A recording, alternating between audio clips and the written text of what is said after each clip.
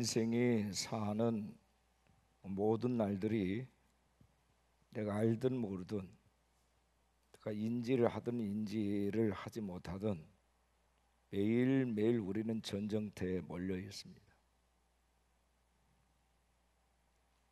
특히 하나님의 거룩한 백성들은 이 영적인 전쟁터에서 살아남을 수 있어야 우리가 물리적 공간 속에서도 우리의 삶이 하나님의 은혜와 복된 삶을 누릴 수가 있습니다.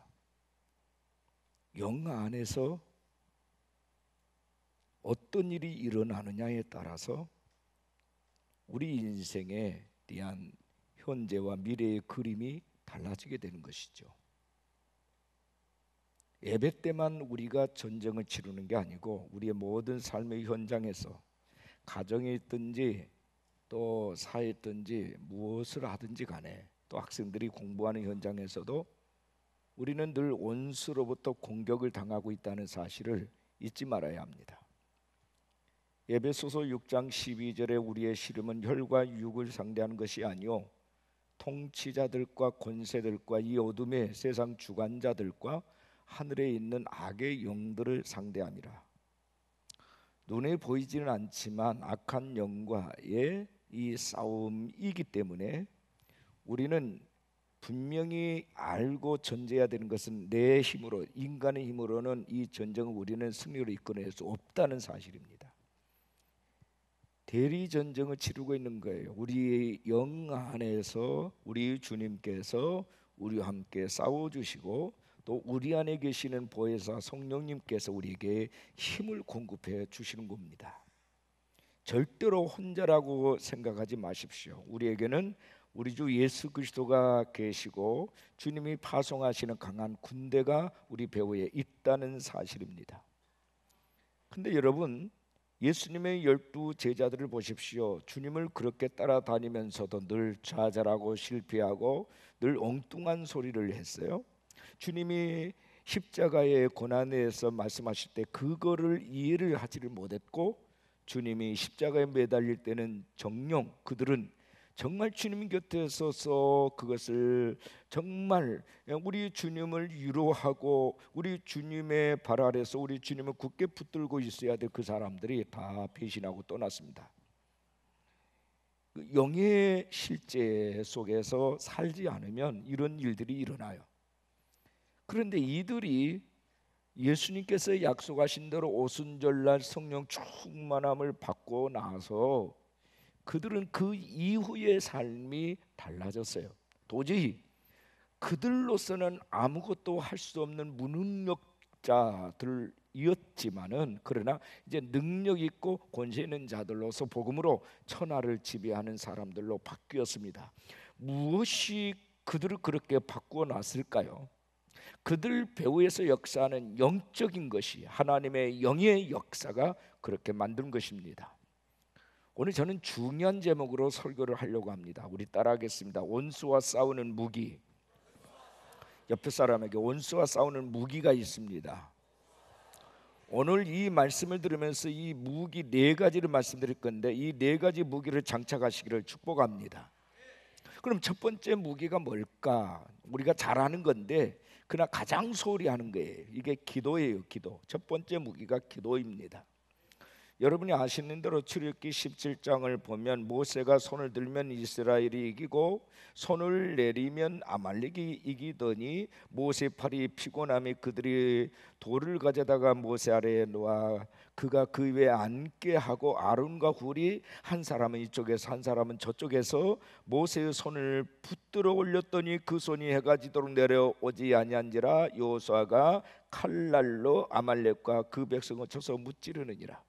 자, 여호수아 군대는 전장터에서 싸웁니다. 그런데 그를 배후에서 지원하는 군대가 있었어요. 모세의 기도하는 손이었어요. 기도하는 손이 내려오면 이상스럽게도 이스라엘 백성들이 밀리는 거예요. 아말렉이 이기는 거예요.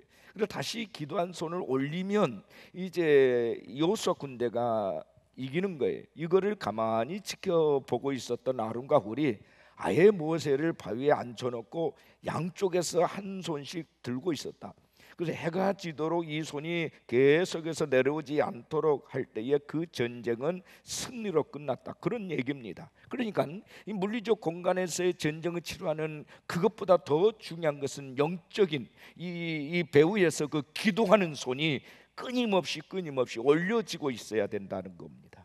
이스라엘 백성들이 아말렉과의 전쟁 때에 모세가 산꼭대에 올라가서 두 손을 높이 쳐들고 기도하면 이스라엘이 이기고, 이 손이, 기도의 손이 내려오면 아말렉이 이겼습니다. 승리의 비결이 지도자 모세의 기도에 달려 있었다는 것을 아론과 훌이 그것을 분명히 보았고, 모세 양옆에서 모세 기도한 손을 부추겨서 이 셋이 합심하여 해가 질 때까지 그 손이 내려오지 않도록 붙들고 기도할 때에 결국은 아말렉 군대를 격파할 수 있었다.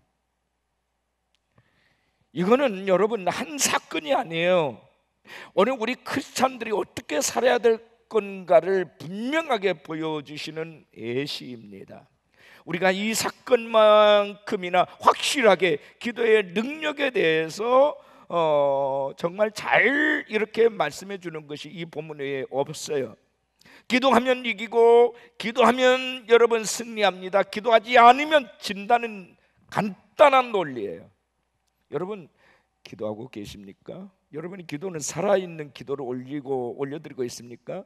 여러분의 자녀들이, 여러분의 남편이, 여러분의 가정에 어떤 사업이든 어떤 내용이든 관계없어요. 누군가가 정말 그 가정의 제사장 역할을 해야 될 한 사람의 기도만 살아있다면 그 사람 때문에 여러분의 가정은 행복해질 수 있어요. 예수님은 마가복음 9장 29절에서 기도 외에는 다른 것으로는 이런 종류가 나갈 수 없다. 주님, 왜 우리는 귀신을 축사하는데 귀신이 나가지 아니합니까? 왜 우리가 환자를 위해서 기도하는데 치유가 일어나지 아니합니까? 라고 묻는 제자들에게 하신 말씀이에요. 기도 외에는 다른 이유가 없다. 기도 외에는 오직 기도다라는 거예요. 영국 메리 여왕은 존 락세 한 사람의 기도가 스코틀랜드 10만 대군보다 더 무섭고 강하다 그랬어요. 기도의 중요성을 아는 사람만이 할 수 있는 고백이에요. 유명한 선교사 허드슨 테일러가 중국을 항해하고 있을 때 일입니다. 항해 도중에 바람이 잔잔해져서 배는 꼼짝 못하고 멈추고 말았어요. 선원들은 오로지 바람이 불기만을 기대해야 했습니다. 여러분, 이 돛을 달고 있는 배는 바람 없이는 갈 수 없잖아요. 답답해진 선장은 테일러 선교사에게, 선교사님, 바람이 불 수 있도록 하나님께 기도를 좀 해주십시오, 부탁을 했어요. 테일러는 대답을 합니다. 닻을 올리고 배를 바람 맞을 방향으로 돌리십시오. 그러면 제가 기도하겠습니다. 선원들은 비웃었어요. 그러나 테일러는 그대로 하지 않으면 절대로 기도하지 않을 거라고 얘기했어요. 허드슨 테일러의 기도의 힘을 이미 알고 있던 선장은 선원들에게 선교사님 말대로 순종해라, 이렇게 지시를 했습니다. 그때부터 테일러는 그의 방에 들어가서 하나님 앞에 무릎을 꿇고 기도하기 시작합니다. 열심히 했어요. 갑자기 방문을 급하게 두드리는 소리가 났어요. 테일러는 기도를 멈추고 문을 열었습니다. 선장이 걱정스러운 표정으로 서 있어요. 아니, 지금까지 기도하고 계셨는가요? 예. 그러면 이제는 그만 멈추세요. 지금 바람이 너무 거세서 야단 났습니다. 전혀 바람이 불 것 같지 않던 그곳에 어마어마한 바람이 기도와 함께 기도가 올려지는 그 순간부터 올라가더니, 선교사님, 이제는 제발 그 기도를 멈추십시오. 바람이 너무 세게 불어닥칩니다. 여러분, 이 얘기가 우리에게 가르쳐주는 교훈이 뭡니까? 기도하면 상황이 역전되고 뒤바뀌어요. 기도는 절망과 한순간 눈물을 희망과 찬양과 기쁨으로 바꾸는 놀라운 능력이 있어요. 현대교회의 가장 취약점이 뭐냐? 기도를 안 해요. 기도를 몰라요. 기도의 힘을 믿지를 않아요.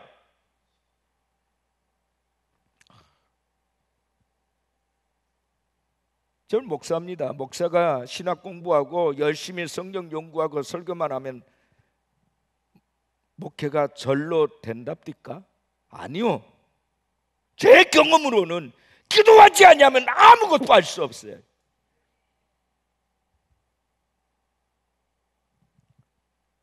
목회자뿐만 아니라 모든 하나님을 믿는 신뢰하는 사람들이 하나님 앞에 기도 무릎을 꿇지 않으면 어떤 것도 이루어낼 수 없어요. 시편 50편 15절에 환난 날에 나를 부르라 내가 너를 건지리니 네가 나를 영화롭게 하리로다. 에레미야 33장 2절 3절에 이 일을 행하시는 여호와 그것을 만들며 성취하시는 여호와 그 이름을 여호와라 하는 이가 이같이 이르시도다. 너는 내게 부르짖으라 내가 네게 응답하겠고 네가 알지 못하는 그거 은밀한 일을 네게 보이리라. 할렐루야. 언제부터 여러분의 삶이 골병이 들기 시작했습니까? 언제부터 여러분의 일들이 삐그덕거리기 시작했습니까? 여러분이 기도 멈추는 순간부터 그렇게 된 거예요. 이걸 모르시면 안 돼요.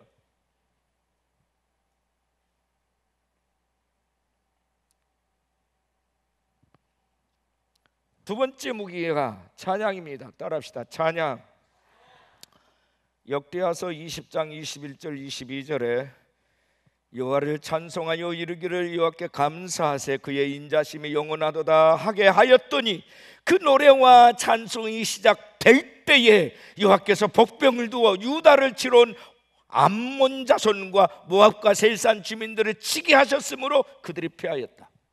찬송을 시작할 때에 여호와께서 하늘의 복병을 동원하셨다.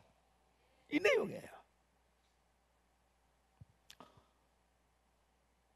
이스라엘이 암몬과 모압 세일산 거민들의 연합군과 더불어서 싸울 때 여호사밧 왕은 금식하고 부르짖어 기도한 후에 찬양하는 자들을 선택해서 거룩한 옷을 입히고 군대 앞에서 행진하면서 여호와께 감사하세 여호와의 인자심이 영원하도다 찬송을 하게 했습니다. 그 찬송이 올려친 순간부터 하나님이 천군 천사를 움직이셨다. 나는 우리 교인들이요 예배 시간에 왜 늦게 오는지 이해가 안 돼. 찬양할 때부터 하늘문이 열리는데 왜 찬양을 그렇게 사람들이 싫어하는지 아니면 몰라서 하는 건지 모르겠어요. 왜 늦게 오시는 거죠? 설교 듣기 위해서 여러분 예배당에 옵니까? 아니요. 하나님의 보호자 앞에 우리는 예배자로서 오는 겁니다. 정말 중요한 것이 기도와 찬송이에요. 찬양을 할 때 영적인 진동이 일어나기 시작합니다. 여러분의 가정에 여러분이 대배후에 있는 강력한 원수가 우리가 찬양을 올려드릴 때 진동이 일어나는 거예요.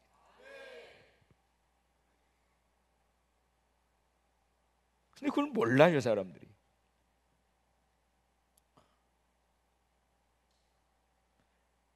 찬양을 하기 시작할 때 세 나라 연합군 사이에 대혼란이 일어났고 그들이 서로 자기들을 찔러 죽였다 해서 결국 살아남은 자들이 단 한 사람도 없었다. 역대하서 20장 24절을 보니까 유다 사람들이 들망대에 이르러 그 무리를 본즉 땅에 엎드려진 시체들 뿐이요 한 사람도 피한 자가 없는지라. 한 사람도 피한 자가 없었다. 하나님이 싹 쓸었다는 얘기예요. 언제요? 찬양하기 시작할 때부터. 손 들고 아멘 하십시다. 이게 하나님 말씀이에요.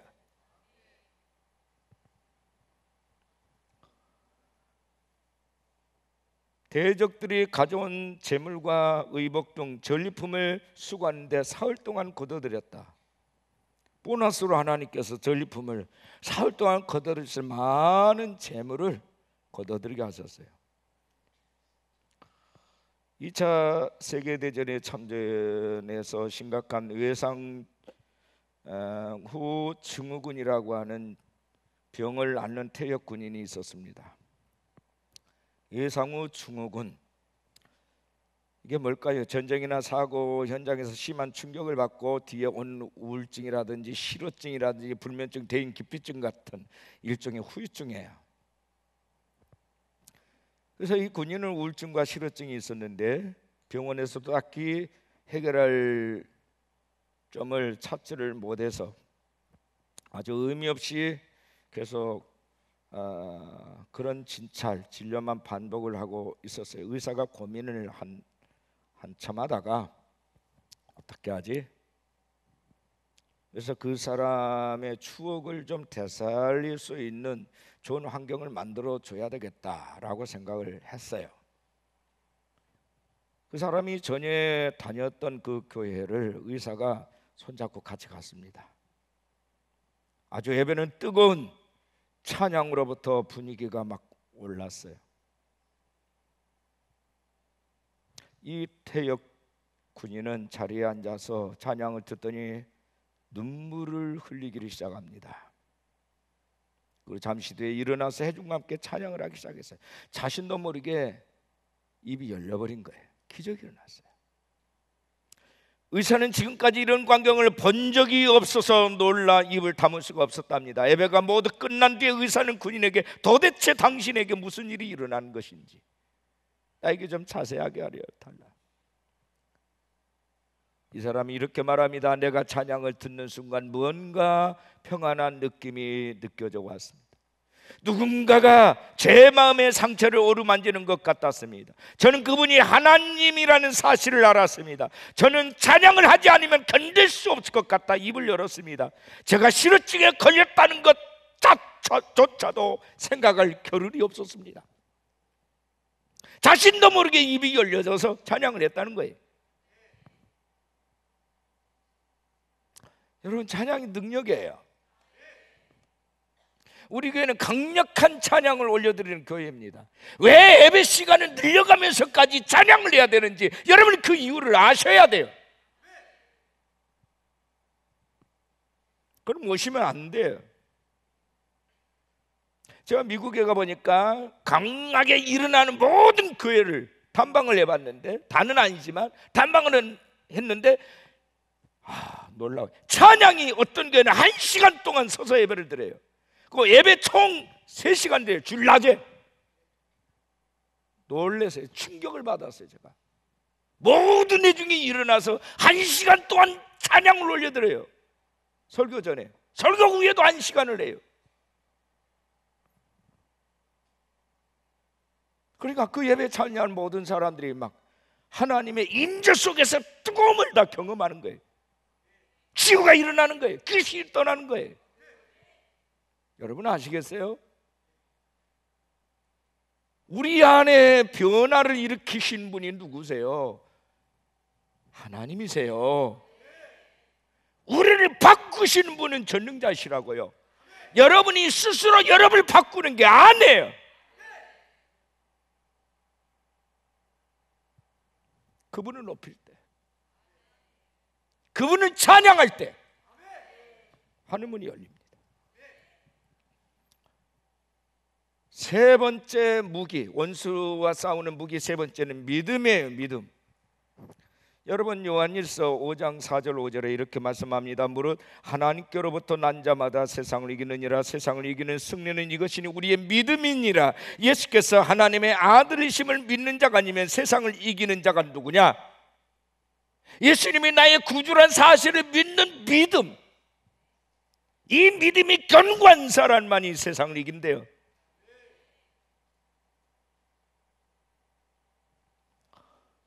나의 주 예수 그리스도에 대한 믿음이 있어야 돼요. 오직 믿음만이 악한 세상을 이기는 능력이 있어요. 기도를 하고 찬송을 해도 전능하신 하나님, 우리 구주 예수를 믿지 못하면 아무런 역사가 일어나지 않아요. 베드로처럼 살아계신, 주는 살아계신 하나님의 아들이십니다. 주님은 나의 구주이십니다. 이 고백이 확실하게 있어야 돼요. 이 고백이 살아있는 사람만이 세상을 이겨요. 음부의 권세를 이깁니다. 온수마귀가 그 앞에서 떠나요. 히브리서 11장 33절 34절에 그들은 믿음으로 나라를 이기도 하며 의를 향하기도 하며 약속을 받기도 하며 사자들의 입을 막기도 하며 불의 세력을 멸하기도 하며 칼날을 피하기도 하며 연약한 가운데 강하게 되기도 하며 전쟁에 용감하게 되어 이방 사람들의 진을 물리치기도 하며. 무엇으로요? 믿음으로. 오직 믿음에. 다니엘의 세 친구 사드락 메삭 아벳느고를 보십시오. 다니엘 3장 13절 이하에 느부갓네살 왕이 노하고 분하여 내가 만든 신상 앞에 엎드려 절하면 좋거니와 너희가 만일 절하지 아니하면 즉시 너희를 맹렬히 타는 풀무불 가운데 던져 넣을 것이니 능히 너희를 내 손에서 건져낼 신이 누구이겠느냐 하나. 왕이여, 우리가 섬기는 하나님이 계시다면 우리를 맹렬히 타는 풀무불 가운데서 능히 건져내시겠고 왕의 손에서도 건져내시리이다. 그렇게 하지 아니하실지라도 왕이여, 우리가 왕의 신들을 섬기지도 아니하고 왕이 세우신 금신상에 절하지도 아니할 줄을 아시옵소서. 할렐루야. 우리는 전능하신 요 하나님만을 섬길 겁니다. 사자굴에 던진다고요? 풀무불 속에 던진다고요? 마음대로 하세요. 이게 믿음이에요. 저와 여러분에게 이 믿음이 있냐 이게?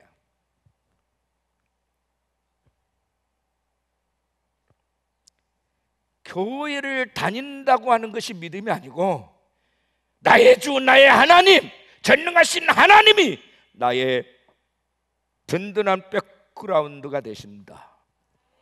세상 사람들이 뭐라 해도 나는 요 하나님을 신뢰한다. 이게 있냐 이게?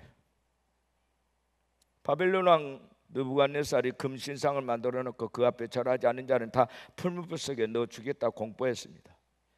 그러니까 이 사드락 메삭 아벳느고가 죽으면 죽으리라, 죽었으면 죽으면 죽었지 내가 결코 우상 앞에 절하지 않겠습니다. 어떻게 됐죠? 풀무불 속에 던짐을 당했는데, 던짐을 당할 때는 3사람이었는데 4사람이 걸어다녔어요. 4사람이. 여호와께서 그들과 함께 하셨어요. 머리카락 하나도 걸러지지 않았어요. 오히려 불구덩이에 던지는 그 병사들이 불에 타 죽었다고 그랬어요. 성경 말씀에. 이 사건을 믿으십니까? 믿으시면 두 손 들고 아멘 하세요. 아멘. 할렐루야. 믿거나 말거나 여러분 사실이에요. 이게 믿음은 원수를 이기고 세상을 이기고 죄악을 이기고 죽음을 이기고 모든 것을 다 이기게 하는 힘이 있어요.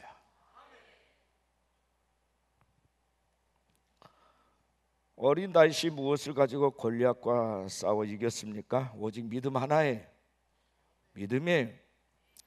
다윗은 골리앗을 본 게 아니라 골리앗 뒤에 계시는 전능하신 크신 하나님을 본 겁니다. 전능하신 하나님을 의지하는 그 믿음으로 당당하게 싸웠어요. 그리고 이겼어요. 사무엘상서 17장 45절 이하에 다윗이 블레 사람에게 이르되 너는 칼과 창과 단창으로 내게 나오거니와 나는 만군의 여호와의 이름 곧 네가 모욕하는 이스라엘 군대의 하나님의 이름으로 네게 나아가노라. 여호와의 구원하심이 칼과 창에 있지 아니함을 이 무리에게 알게 하리라. 전쟁은 여호와께 속한 것인즉 그가 너희를 우리 손에 넘기우시리라. 할렐루야.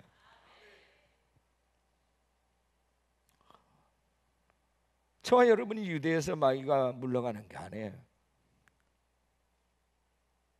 제가 분명히 믿는 것은 우리나라를 안전케 하시는 것은 60만 장병이 아니라 핵무기가 아니라 미국이 아니라 전능하신 여호와 하나님 때문입니다.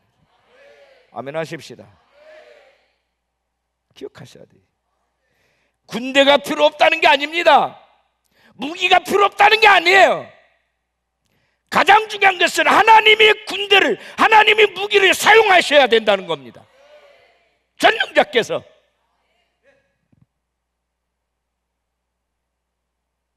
공부하는 거, 지식이 되는 거 필요 없는 게 아니에요. 사업도 해야 돼요. 공부도 해야 됩니다. 그러나 전능하신 여호와께서 이기기도 하시고 패하기도 하시는 전능자가 그를 붙들고 있느냐는 거예요. 그리고 그는 그 하나님을 신뢰하고 있느냐는 거예요.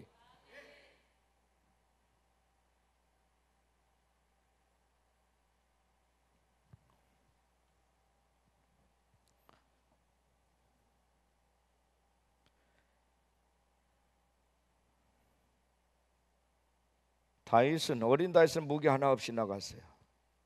말이나 병거나 어떤 권세를 이긴 게 절대로 아닙니다.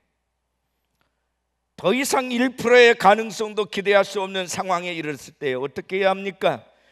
그것이 사업이든 건강이든 또 추구하는 목표든 더 이상 아무런 가능성을 발견할 수 없는 가능성 제로의 상황에 따랐을 때 포기해야 됩니까? 가능성 제로의 모든 상황은 하나님이 모르실 리가 없고 하나님이 허락하지 않는 상황이 없다면 거기에서 뭘 해야 되죠? 전능하신 하나님 앞에 믿음으로 나가는 겁니다. 그거 외에는 할 게 없어요.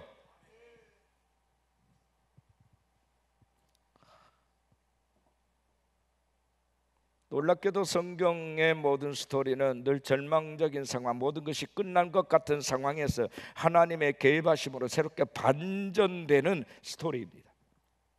아브라함이 100세 때, 아니 그의 아내 사라가 90세 때 이제는 안 되겠다, 아기 낳기는 이제 틀렸다, 이제는 이제 사람 구실을 못하는데 체념하고 있을 때 하나님은 이삭을 주셨어요. 이스라엘 백성이 400년 동안 애굽에서 종살이 했습니다. 이제 이스라엘 애굽의 종으로 끝날 운명입니다. 그런데 하나님은 80세 된 노인 모세를 보내셔서 그들을 출애굽시켜서, 누가 상상이나 했겠습니까? 모세 자신도 몰랐어요. 요셉은 형들에게 미움을 받고 노예로 팔려가 온갖 고생을 다 했습니다. 겨우 보디발 가정에 총무자리에 이르렀을 때 억울한 누명을 쓰게 되고 지하 감옥에 들어갔습니다. 무슨 희망이 있고 내일이 있겠습니까? 모든 게 끝난 것 같았지만 하나님은 그를 바로 앞에 세우시고 애굽의 총리가 되게 하셨습니다. 다니엘은 참으로 지혜로웠습니다. 왕이 4번씩이나 바뀌어도 다니엘은 늘 총리직을 유지했습니다. 그러나 얼마나 그를 미워하는 정적들이 많았겠습니까? 여러분, 그들이 함정을 파고 다니엘을 빠뜨려고 사자굴석에 집어넣습니다. 세상에 없는 이런 다니엘도 인생이 끝났다 싶었는데 하나님은 사자 입을 막으셨어요. 아멘.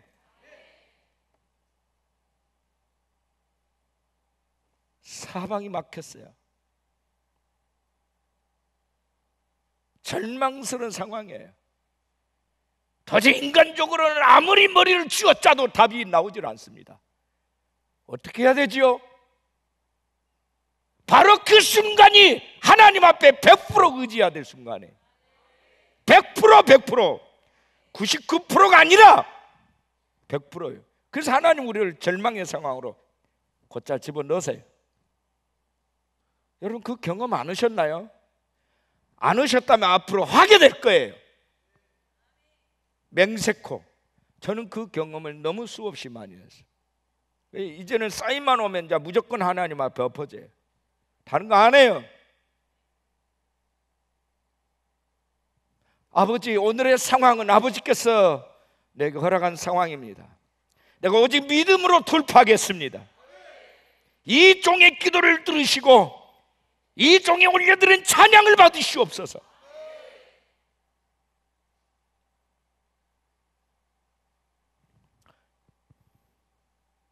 우리보다 더 똑똑하고 잘난 분 너무 많아요. 여러분이 가지고 있는 스펙이나 지식이나 여러분의 어떤 능력으로 여러분 다른 사람하고 경쟁하기 원하셨다면 포기하십시오. 내려놓으시라고요. 그것으로 안 됩니다. 전능하신 여호와가 100% 나를 소유하실 때 그때부터 역사가 일어나요. 믿으시면 손 들고 아멘 하십시다.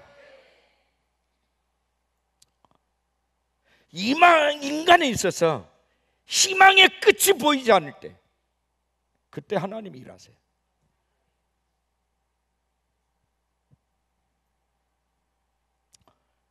죽을 상황이어서 모든 사람이 죽는 게 아니거든요. 좋은 상황이어서 모든 사람이 또한 사는 것도 아닙니다.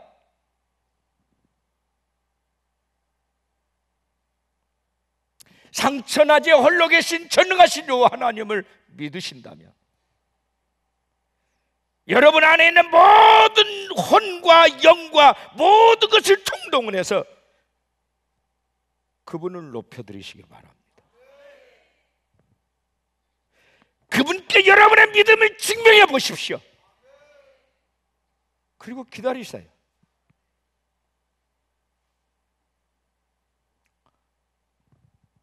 마지막 네 번째 무기, 가장 강력한 무기입니다. 따라합시다. 사랑. 사랑. 가장 강력한 무기예요. 특히 오늘 본문 14절을 보면 너희를 박해하는 자를 축복하라, 축복하고 저주하지 말라.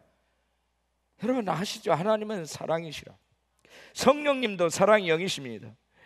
성령님은 하나님의 영, 예수 그리스도의 영 아닙니까? 악령은 증오의 영, 미움의 영, 분열의 영입니다. 그러나 성령은요 하나되게 하신 영입니다. 사랑의 영입니다. 자비와 긍휼의 영이에요. 아멘. 이 성령을 소유한 사람, 성령의 임재 가운데 있는 사람은요 사람 미워하지를 못해요.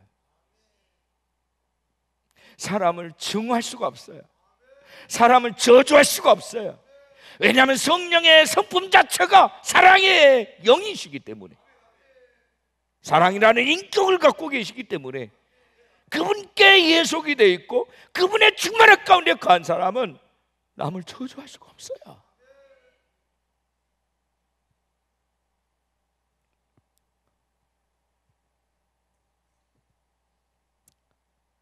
오늘 본문에 보면 이기는 삶을 위해서 어떻게 살아야 되는가, 살아가는 방법과 승리의 방법이 잘 예시되어 있어요. 자, 본문 19절 이하에 보면 내 사랑하는 자들아 너희가 친히 원수를 갚지 말고 하나님의 진노하심에 맡기라 기록되었을 때 원수 갚는 것이 내게 있으니 내가 갚으리라고 주께서 말씀하시니라. 네 원수가 줄이거든 먹이고 목마르거든 마시게 하라. 그리함으로 내가 숯불을 그 머리 위에 쌓아 놓으리라. 악에게 치지 말고 선으로 악을 이겨라. 네가 축복하고 저주하지 않으면 내가 한다.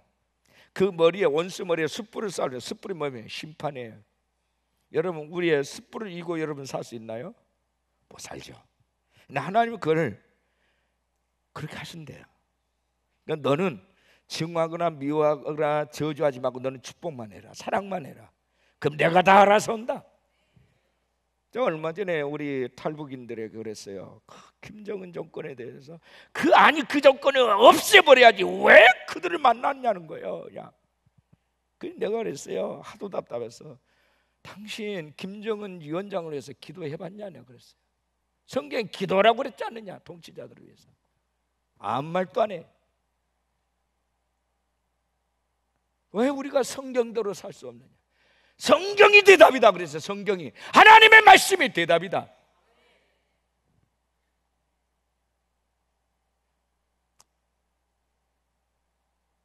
우리가 김정은보다 더 낫다라고 생각하십니까? 여러분 정말 그렇게 생각하세요? 아니요. 우리는 모두가 다 죄인입니다. 내 죄를 생각하면 우리는 천국 갈 수가 없어요.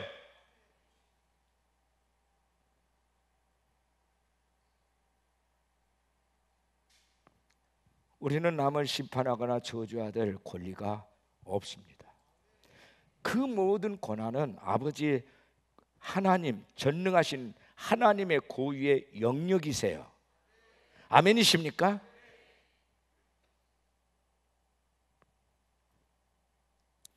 상대편에서 아무리 악한 짓을 해도 그를 사랑하고 축복하고 그를 위하여 기도하라. 이게 오늘의 말씀이에요. 그를 위하여 선을 베풀라. 선으로 악을 이겨라. 악인 원수를 사랑하시기를 바랍니다. 사랑은 악을 이길 수 있는 강력한 유일한 무기예요. 사랑이에요.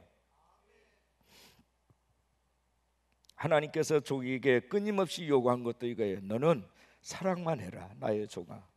너는 미워해야 될 권리가 없다. 너에게 돌팔매질하고 너의 등에 화살을 꽂는 사람들을 너는 사랑할 수 있어야 내 종이다.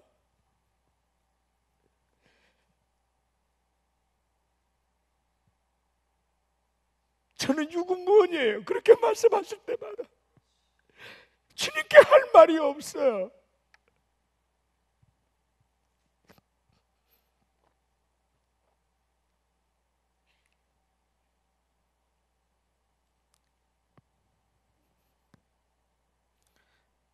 레오나르도 다빈치는 타고난 미술가, 최고의 걸작품을 만든 화가죠. 최후의 만찬을 레오나르도 다빈치가 그렸습니다.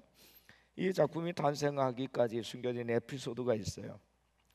하루는 이 다빈치가 최후의 만찬 그림을 그리기 바로 직전에 자신의 동료와 심한 말다툼을 하고 싸웠어요. 미움이 극에 달했습니다. 마음이 몹시 상한 그는 그 동료가 너무 미워서 가룟유다의 얼굴을 그 이스카리옷이라는 사람의 얼굴로 그렸어요. 그러면 마음이 좀 직성이 풀 것 같고 또 다른 사람들에게 저 누군지 빤히 하기 때문에 망신을 주고 싶었던 겁니다. 아주 리얼하게 잘 표현을 했어요. 그런데 예수님 얼굴을 그리려고 하니까 도저히 못하겠는 거예요. 더 이상 작업을 진행시킬 수가 없었답니다. 이게 뭐지? 나중에 깨닫고 보니까 그 동료를 지독하게 미워하는 그것 때문에 예수님 얼굴을 그릴 수가 없었다는 것을 알게 됐어요. 즉시로 그는 유다 이스카리옷의 얼굴을 지워버리고 그때부터 예수님 얼굴을 그리기 시작하는데 결국 성공적으로 완성을 하고 후대에 길이 찬사받는 걸작품을 남기게 된 것입니다.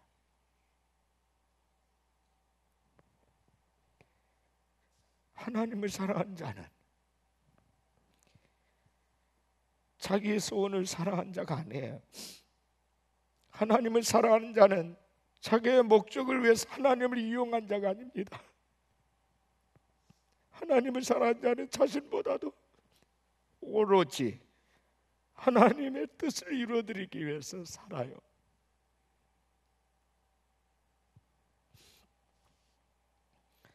하나님이 어떤 분인 줄 알고 그 하나님이 얼마나 좋으신 분이고 얼마나 사랑이 많은지를 아는 사람은 그 무엇이 없어도 주어지지 않았어도 항상 행복하고 만족합니다.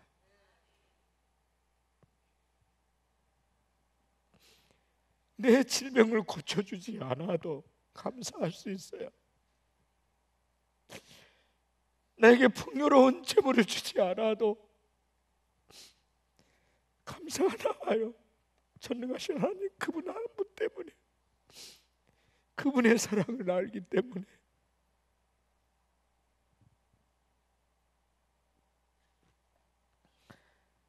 전적으로 하나님이 당신을 사랑하는 사람들을 정확하게 알고 계신다는 사실을 믿는 사람은 어떤 경우에도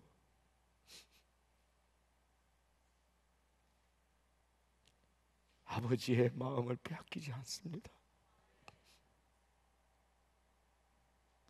성령께서 지켜주는 그의 마음을 원수에게 빼앗기지 않아요.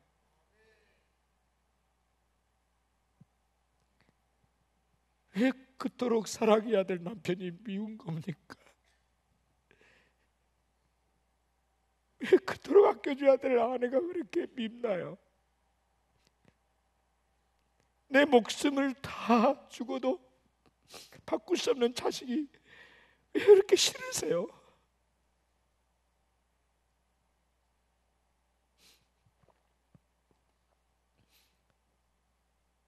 하나님의 사랑이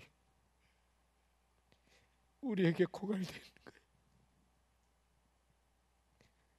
아버지의 마음이 우리에게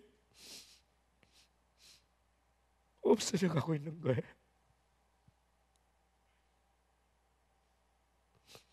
교회에만 오면 절로 그 마음이 주어진 줄 알았는데 그렇지 않아요. 땅에서 매면 하늘도 매이고 땅에서 풀면 하늘도 풀린대요. 내가 적극적으로 악인들과 원수를 축복하지 아니하면 그 선물을 받을 수가 없어요.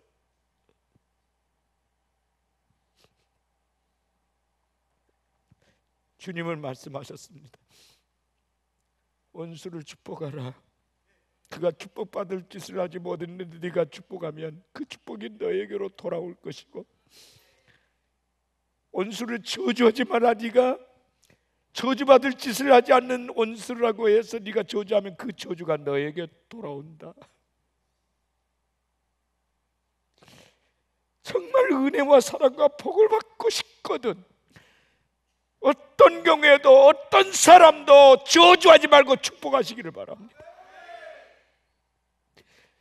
그것이 내가 땅에서 잘 되는 비결이에요.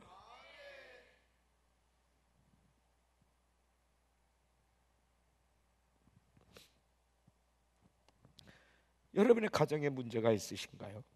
직장에 문제가 있습니까? 자식의 말썽을 피우신가요? 더 강력한 사랑의 빛으로 그들을 끌어안으십시오. 예수 사랑으로 끌어안으십시오. 성경은 말씀합니다. 예수님께서 제자들을 사랑하실 때 끝까지 사랑하시니라. 끝까지 포기하지 않으셨다. 내게 끝까지.